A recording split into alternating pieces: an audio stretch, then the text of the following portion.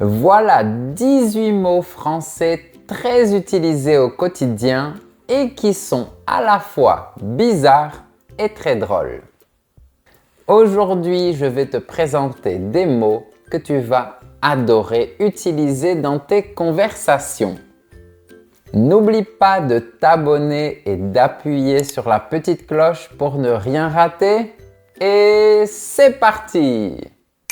Le mot ouistiti est généralement utilisé pour désigner un petit singe, mais il a aussi une connotation amusante. Il est souvent utilisé pour faire sourire quand on veut prendre une photo. On dit par exemple « Tout le monde dit ouistiti ». C'est un mot super marrant et tu es obligé de sourire pour le prononcer. La prochaine fois que tu voudras sourire pour une photo, j'espère que tu diras ouistiti. Voyons deux autres mots, zizi et zézette. Ce sont deux mots qui sont très drôles en français. Quand on parle à des enfants pour désigner le sexe masculin, on dit le mot zizi. Et pour le sexe féminin, on dit la zézette. Les garçons ont un zizi et les filles ont une zézette. Ce sont des termes enfantins, donc ils ne sont pas vulgaires. Passons à une autre partie du corps. On a parlé de la partie qui est devant. Maintenant, on va parler du derrière. Pour désigner les fesses ou le derrière de façon plus comique ou enfantine, on dit le popotin. Par exemple, ne reste pas assis, va bouger ton popotin sur la piste de danse. C'est un mot qui fait sourire et qui n'est pas vulgaire. Si tu veux faire un compliment rigolo, tu peux aussi utiliser ce mot. Waouh, il a un joli popotin. En parlant de popotin, il y a un autre mot qui a un lien avec lui et qui est très drôle. Le boudin.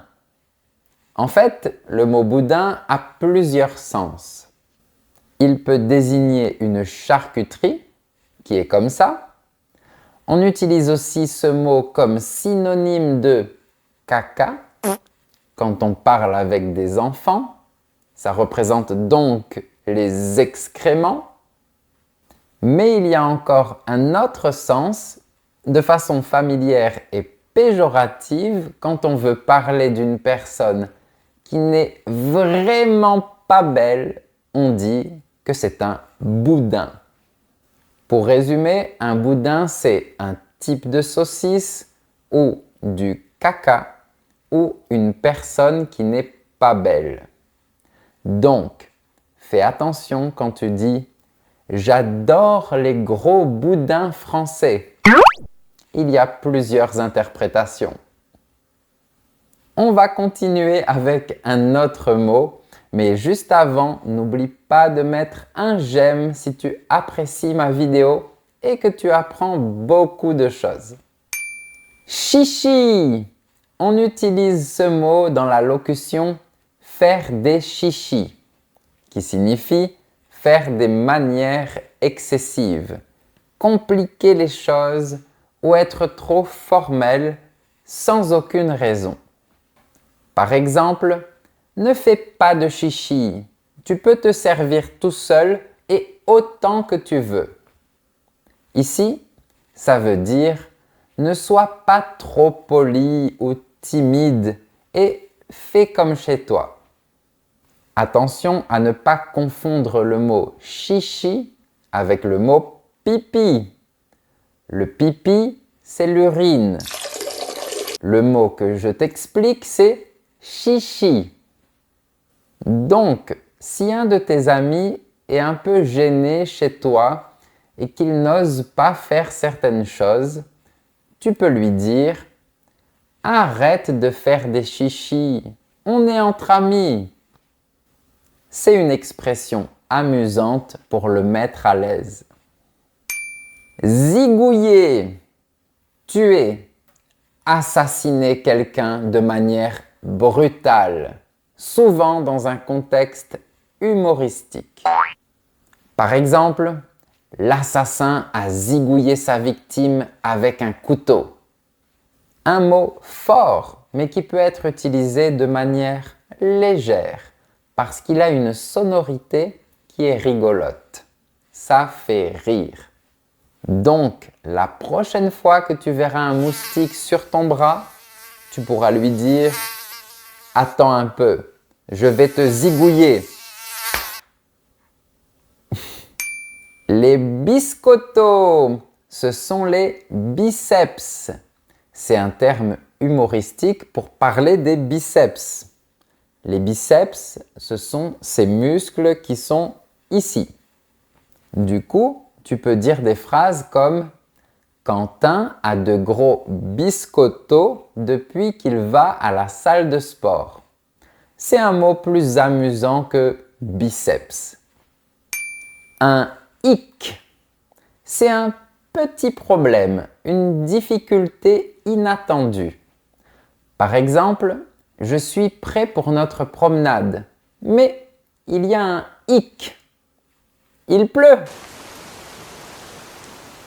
Ça signifie que même si je suis prêt, il y a un élément qui pose problème. La pluie a commencé à tomber. Donc, si tu entends quelqu'un dire « il y a un hic », tu sais qu'il y a un souci. Souvent, on dit aussi « un petit hic » pour vraiment minimiser le problème. Par exemple, imagine, tu es en train de conduire et la police t'arrête.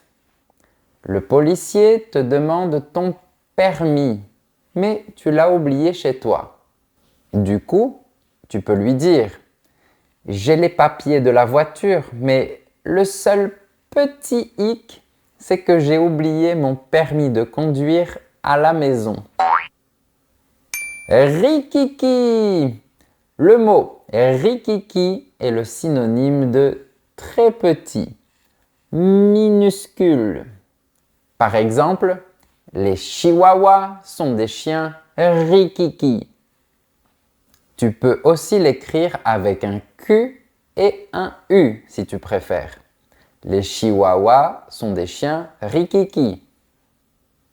Voilà un autre exemple. Pendant les soldes, tous les magasins proposent des prix rikiki. Ça veut dire que les prix sont très bas pendant les soldes. Et tout le tralala, ça désigne tout ce qui va avec une situation, souvent en ajoutant un côté superflu, inutile. Par exemple, elle a organisé une grande fête avec des apéritifs, des cadeaux, un DJ, un spectacle et tout le tralala. C'est une manière amusante de dire qu'il y avait beaucoup de choses en plus. Peut-être qu'il y avait des chocolats, différents vins, des décorations, des ballons, des chapeaux, bref, tout le tralala. Je te donne un autre exemple. Si tu n'es pas romantique et que c'est la Saint-Valentin, tu peux dire « Je n'aime pas la Saint-Valentin avec les fleurs, les cœurs, les lettres d'amour et tout le tralala. » Et toi, est-ce que tu aimes la Saint-Valentin et tout le tralala? Zigoto, c'est un terme assez mignon pour désigner une personne un peu folle ou bizarre. Par exemple, si tu vois deux personnes déguisées devant chez toi, tu peux dire « C'est qui les deux zigotos devant notre maison ?» C'est un mot sympathique qui n'est pas très offensant. C'est juste pour plaisanter. Voilà un autre exemple. Si ton enfant fait n'importe quoi et qu'il saute partout dans la maison comme un kangourou, tu peux lui dire « Arrête de faire ton zigoto ». Ça veut dire « Arrête de faire le fou et d'agir bizarrement ». Voyons un autre mot, un asticot. Le terme asticot, qui désigne à l'origine une petite larve, est parfois utilisé de manière familière pour décrire un enfant, mais pas n'importe quel type d'enfant. C'est pour parler d'un enfant qui bouge beaucoup, qui a plein d'énergie, un enfant qui est comme un ver de terre, parce qu'il se déplace tout le temps pour découvrir son environnement. Donc, on peut faire des phrases comme « Les asticots, on se calme et on mange » ou « Moins de bruit les asticots, les adultes essayent de discuter ». J'aime bien l'image de l'asticot pour décrire un enfant, parce que les enfants sont toujours en train de se tortiller comme des asticots. En plus, c'est un mot qui peut être utilisé de manière légère et tendre. Ce n'est pas méchant. Au contraire.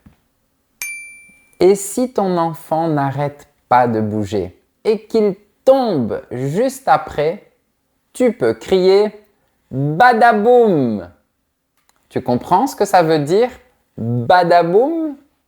C'est une onomatopée qui exprime le bruit de quelque chose ou de quelqu'un qui tombe.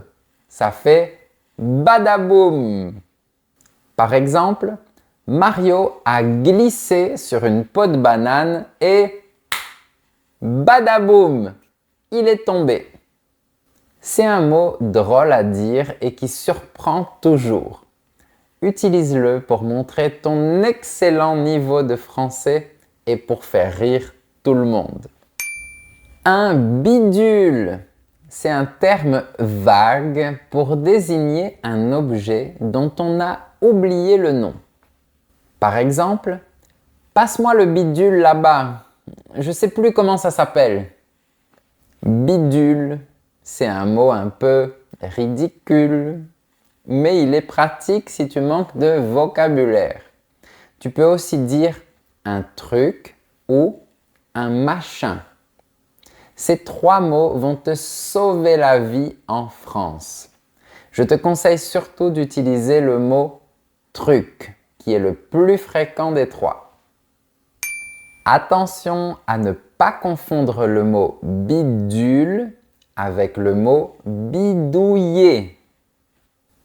Le verbe bidouiller signifie bricoler ou manipuler quelque chose de manière improvisée, souvent avec des moyens limités ou sans être un expert dans le domaine. Par exemple, j'ai bidouillé ma vieille machine à laver pour qu'elle fonctionne encore quelques mois. J'ai trouvé une façon de faire fonctionner ma machine à laver, mais ce n'est pas très professionnel. J'ai bidouillé ma vieille machine à laver pour qu'elle fonctionne encore quelques mois. Et si ma machine ne marche plus, je peux dire « Saperlipopette !» C'est une exclamation de surprise ou d'étonnement. Je te donne un exemple. « Saperlipopette, j'ai oublié d'acheter une baguette. » Waouh, ça rime. Saperlipopette est un mot amusant qui était vulgaire à l'époque, mais qui aujourd'hui est très drôle à dire. En fait, c'est un mot un peu vieux, donc si tu l'utilises, on sait déjà que tu es en train de rigoler. On utilise le mot saperlipopette uniquement si on veut plaisanter. Blablater, ça signifie faire des blabla, parler beaucoup, souvent pour ne rien dire. Par exemple, pendant la réunion, le patron a blablaté pendant 1 heure. Donc, il n'a rien dit de concret. Il a juste parlé, parlé, parlé. Il a blablaté. Voyons un autre exemple. Si tu as beaucoup travaillé toute la semaine et que tu es un peu fatigué, tu peux dire « C'est vendredi, j'ai juste envie d'aller au bar pour blablater avec mes amis. » Un brouhaha. Ce mot évoque un grand bruit désordonné, souvent fait par une foule. Par exemple, « Je ne t'entends pas à cause du brouhaha. » Imagine une salle pleine de gens qui discutent et qui rient. C'est exactement ça, le brouhaha. On va prendre une autre situation pour que tu comprennes bien. Tu es à un concert et tu n'arrives pas à retrouver ton ami dans la foule de gens. Tu l'appelles et il ne répond pas. 20 minutes plus tard, tu arrives à le retrouver et tu lui demandes « Pourquoi est-ce que tu n'as pas répondu à mes appels ?» Il te dira sûrement « Désolé, avec ce brouhaha, je n'ai pas entendu mon téléphone sonner. » Voilà, tu as découvert une multitude de mots bizarres et drôles en français. J'espère que tu les utiliseras dans tes conversations. Si tu veux en connaître d'autres ou si tu as aimé cette vidéo, n'oublie pas de t'abonner et de mettre un j'aime. N'hésite pas à ajouter d'autres mots que tu trouves très drôles dans les commentaires. Tu peux voir la transcription de cette leçon sur mon site professeurfrançais.com et tu peux aussi soutenir mon travail en rejoignant ma communauté de super élèves. Merci pour ta fidélité et à bientôt!